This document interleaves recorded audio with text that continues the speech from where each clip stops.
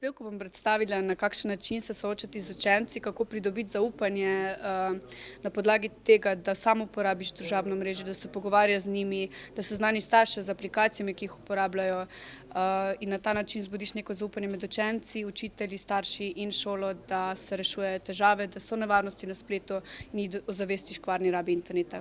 Vabim vas, ko gledate tega prispevka. Pozdravljeni, torej moje ime je Ana, prihajam iz osnovne šole Griže. Griže je manjši kraj, ki je zadnje čase zelo znan tudi prek BBC-ja, torej v občini Žalec. Kaj bom želela danes predstaviti, predvsem v bistvu, kaj sem jaz opazila, zakaj si prizadevam. Ko sem prvi 2 leti učila na gimnaziji, nimaš stika z učenci oziroma ne dobiš te možnosti, učenci ti pa veliko povedo, sploh če vedo, da ti uporabljaš družabno mrežje, če ti poznaš te stvari, kako zelo pomembno je delati s starši in pa izzivi za naprej. Torej, kot sem rekla, šola leži v občini Žalec, skupaj imamo 335 otrok, načeloma vsi uporabljajo mobilne naprave, predvsem predmetna stopnja, vsi sledijo trendom, to pomeni, da Facebook ni več toliko aktualen, da Snapchat prednjači, in zato moramo pač tudi mi delati na tem, da jih lahko privzgojimo. Torej, naši otroci, učenci so današnje dni, v bistvu jih napadajo tako družabna omrežja, internet, vzorniki na spletu, znane osebnosti, aplikacije, igrice in v bistvu, če jih ti ne poznaš, če ti ne slediš temu, potem ne moreš pomagati.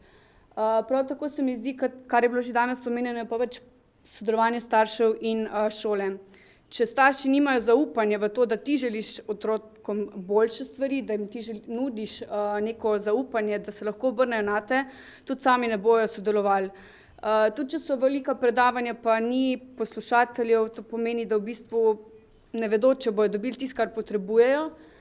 Če pa se jim približaš in pokažeš, jih postaviš v konkretne situacije, pa pač tudi oni začnejo o tem razmišljati, pa začnejo sodelovati. Tako šola, učitelji in starši morajo slediti tem novostim, da se lahko sploh pogovarjajo z našimi učenci oziroma z otroki o teh stvareh.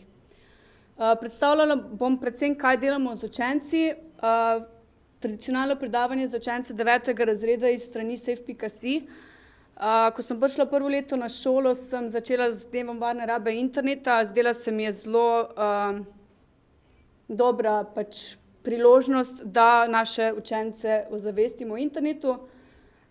Z razrednimi urami, z mojim letošnjim alternativnim ukrepom, predvsem o tej debati, kaj narediti, če dobiš učenca z mobitelom, ki je sicer prepovedan po hišnem redu, in pa tako, da jih sistematično naučimo uporabljati mobitel in internet za učenje. Prvo leto sem sledila smernicam safe.si vsem gradivom, naslednje leto pa sem se udeležila natečaja za varno rabo interneta za učitelje, tako da predlagam vsem ravnateljem, če še vaši učitelji še niso udeležili tega brezplačnega seminarja, da je zelo dobra izkušnja, ki je mene motivirala, da še bolj delam z našimi učenci. Učence sem postavila konkretne situacije, to pomeni, da v bistvu se oni znajdejo, kaj se zgodi, če dobi oče elektronsko pošto od, ne vem, da je zadev nagrado. Tako da v bistvu sem njih postavila v situacijo, kjer morajo oni pomagati, glede na to, da že imajo neki znanje oziroma da bi lahko pomagali. Potem, na primer, da je preko SMS-a, ne vem, neka grožnja ali pa da je bilo žaljenje na Facebooku. In tako je nastal video, kjer smo tudi sodelovali na natečaju.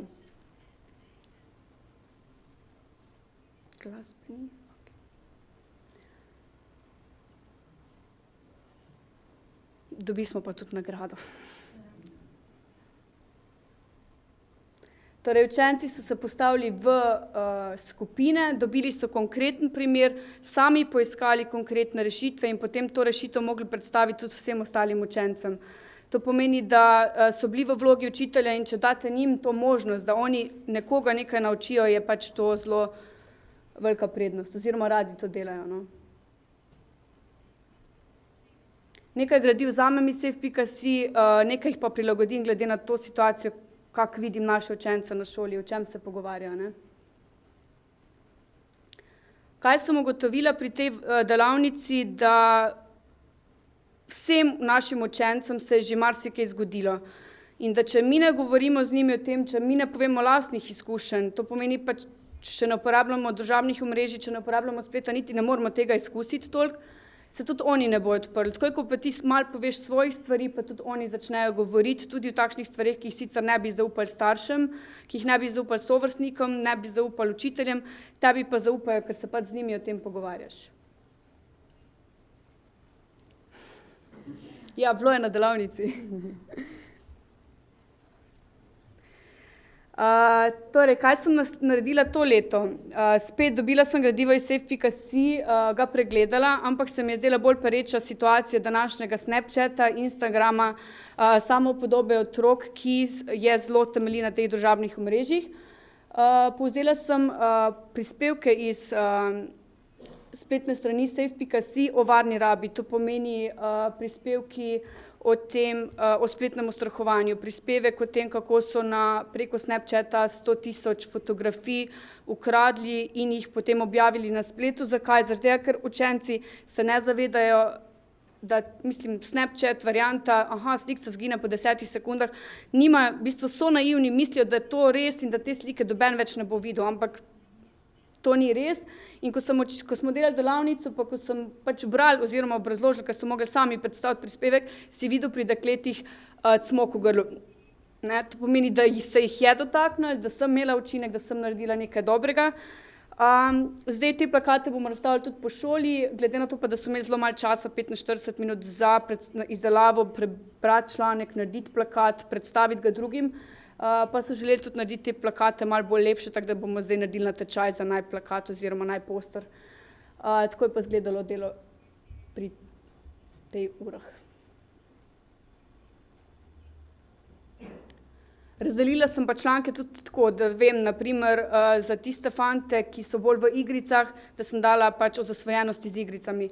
Za dekleta, kjer imajo na Instagramu odprte profile, pa kjer lahko vidim, da je vsaka druga slika selfie, sem dala članek o selfiju, o pomenu pač pazljivosti selfija. Tako da se res prilagodim, ker v bistvu, če jih poznaš, tudi veš, komu dati kaj, da se pač ga prime, ne. Moram pohvaliti safe.si za tele značke, zato ker so jim bile zelo všeč. Letošnja izvedba značk.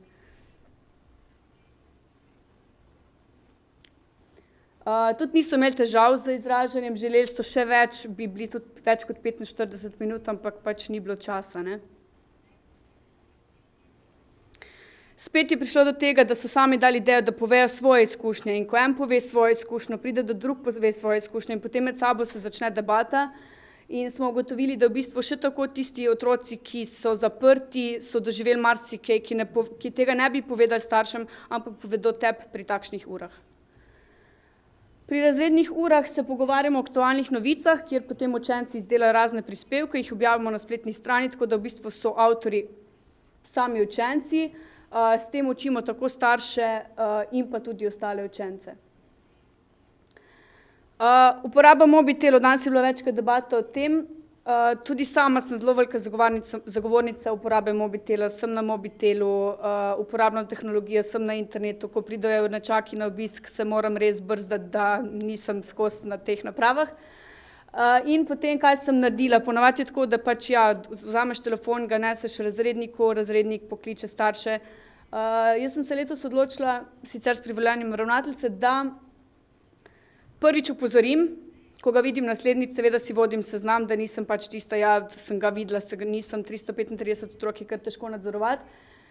In ko ga naslednjič vidim, mu vzamem telefon in ga porečem, da ne pač učenec pride po koncu pouka do mene, po telefon, včasih se zgodi, da vidiš, da ga niti ne pogreša, ker pozabijo priti.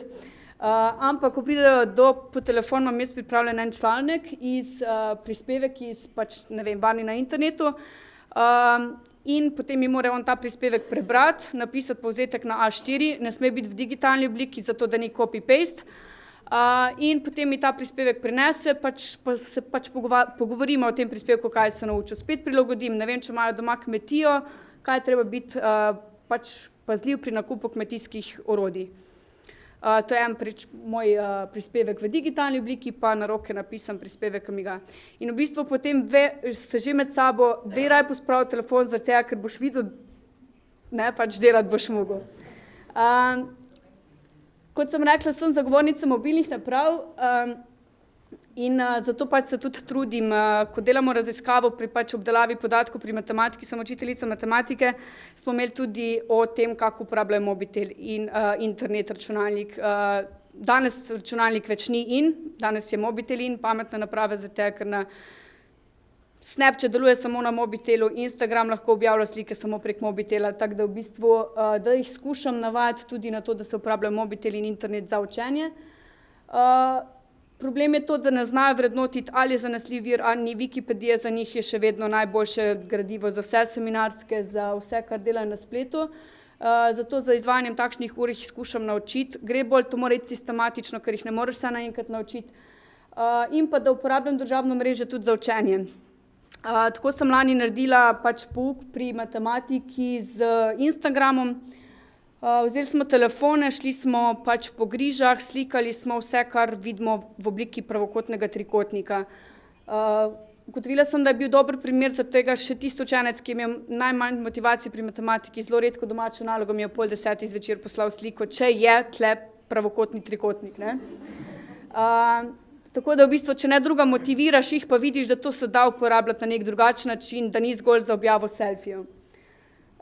No in potem smo to sliko prenesli v učilnico, kjer smo res izmerili, če gre za pravi kot in računali, uporabljali Pitagorov izrek.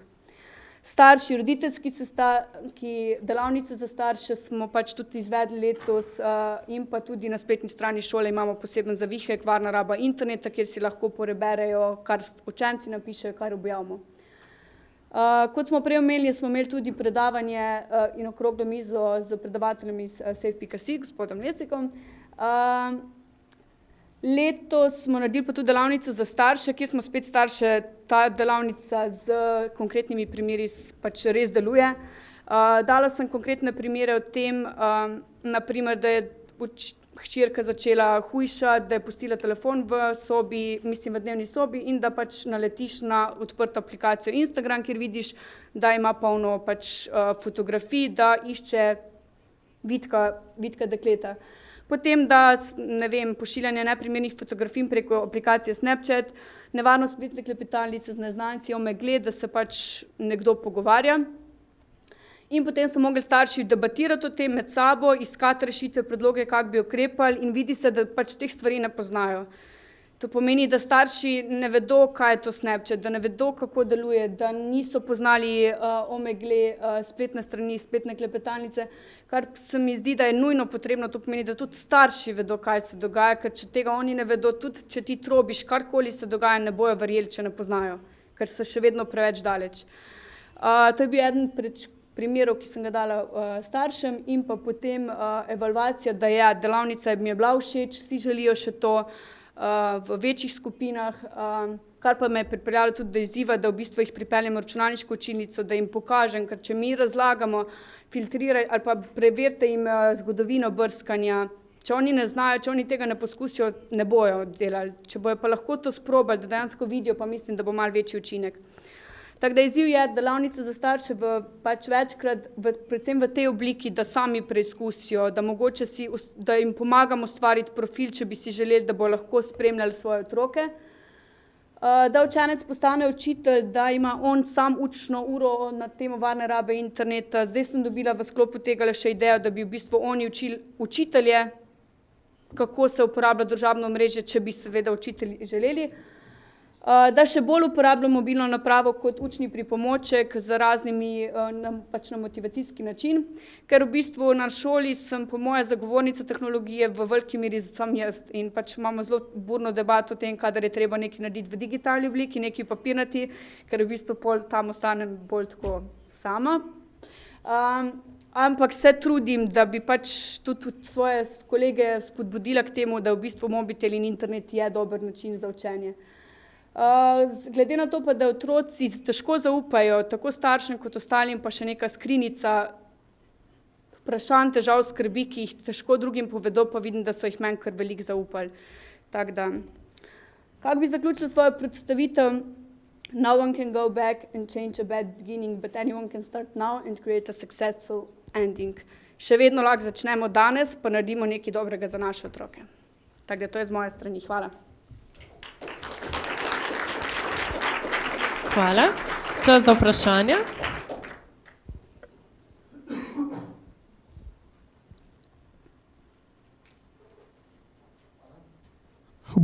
Ja.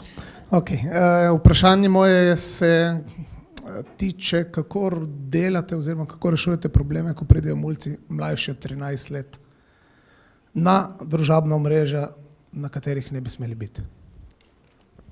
Ja, glede na to, da v bistvu jih uporabljajo, Snapchat je 13 let, Instagram je 13 let, se pogovorimo o tem, sam pač jaz ne morem otroku, učencu reči, oziroma nobenemu ne more razen starš reči, da mora si on ukiniti profil. Lahko mu poveš, kakšna so pravila. Staršem smo na delavnici predstavili vsako aplikacijo posebej, da vejo, kako deluje, kakšna so pravila, tako da to lahko zgolj starši naredijo, ne. Ti v bistvu jih lahko učiš, opozoriš, ampak še vedno jim ti ne moreš prepovedati, da on na svojem mobitelu uporablja Instagram.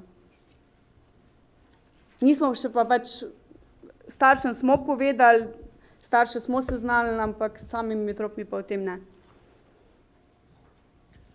Mogoče bi imela jaz eno vprašanje. Strinjam se, da je zelo dobro, v bistvu to ste tudi vi prej povedali, da imaš tudi sam lastno izkušnjo, da greš na Ask, greš na vse te zadeve, ampak dejstvo je, da veliko staršev, pa tudi starejših učiteljev tega ne bo naredil. Kaj pa pol zdaj za njih? Kako njim to približati? Je dovolj, če samo jim razložiš, mislim, ne? Kako recimo se s tem spopasti, da velikih verjetno vse ne bo šlo po lastno izkušnjo? To je res, načeloma zato pač sem tudi jaz sama prostovoljno šla v to, da imam delavnice varne rabe interneta na naši šoli, zaradi tega, ker nekdo more biti.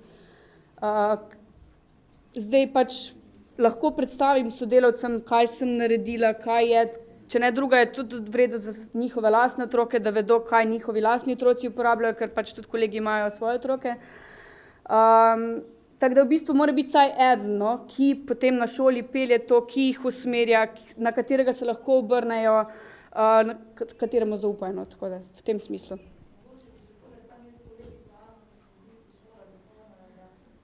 To gre za celotno filozofijo šole. Če rečemo, da je že bilo večkrat omenjeno, kdo gre na takšna spletna omrežja, se pravi učenci, ki imajo neke probleme tudi z, bom rekla, lastno samopodobo, z samozavestjo, in je super, da imamo po eni strani kolege, ki so, bom rekla, informacijsko izobraženi, ki želijo to početi, so lahko tu, bom rekla, ena skupina, na drugi strani pa še vedno ali svetovalni delavci ali razredniki, ki niso na teh spletnih omrežjih, pa začutijo stisko otroka in se potem obravnava. Tako da mogoče sama ena dopolnitev.